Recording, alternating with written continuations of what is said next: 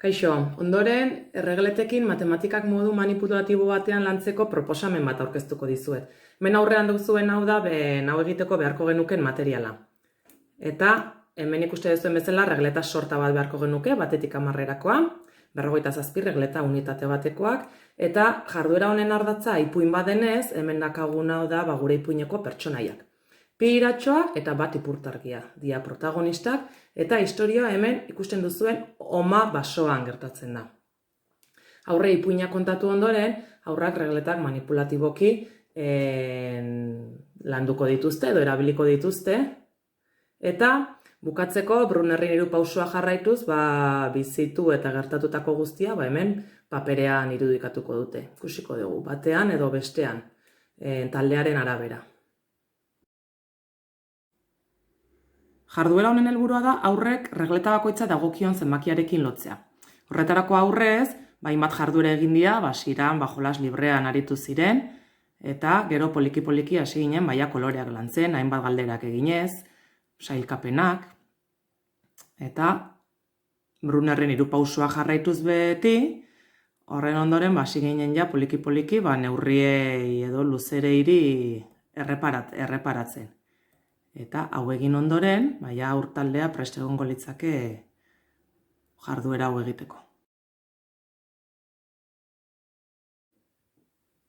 Hementxe dazkagu, pi iratxoa eta bat ipurtargia. Aurrei kontatuko diogu gauero bi lagunak oma basora joaten direla jolastera.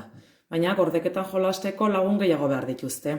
Orduan, bat ipurtargiaren ipurdiko argitxoarekin keinuak egin, eta inguruko ipurtargi guztiei dei egingo die.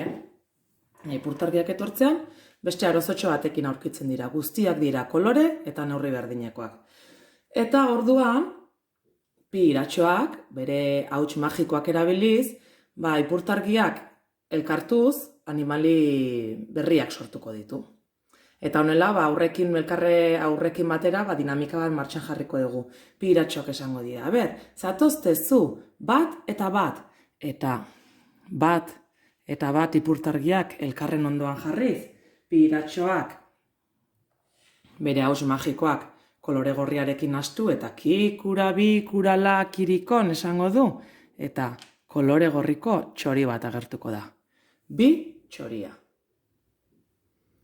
Eta behin eta berriz kikura, bikura, la, kirikon aurrekin batera esanez, eta koloreak aurrera agertzen doazen enean, aurre beraien parte hartzea eskatuz, lau bateko elkartzen malin badikeu, ze kolore sortuko da, edo ze regletaren berdina izango da.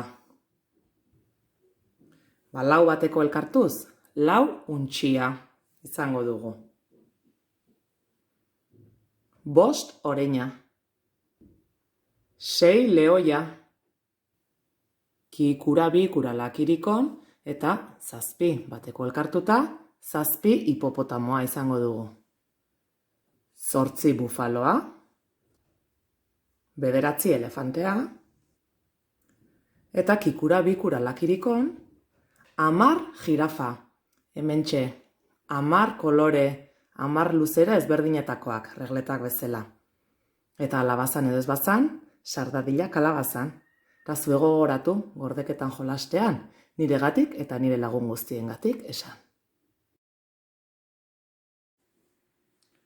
Hemen ikuste zuen bezala, jarduera honekin matematikak modu manipulatibo batean lantzeaz gain, aukera emango digu artea lantzeko, ibarrola eta oma basoa naturakin duen harremana ezagutu, gero gure animaliak moztu, itxatxi, regletekin lotu, zientzia txokoan ere kolore txuria, kolore guztin asketa danez ere hori frogatu dezakegu, literatura eta ahozkotasuna landuko genuke ipuinakin, eta ikusitakoa eta bizitutakoa antzerki bidez ere representatzeko aukera emango luke.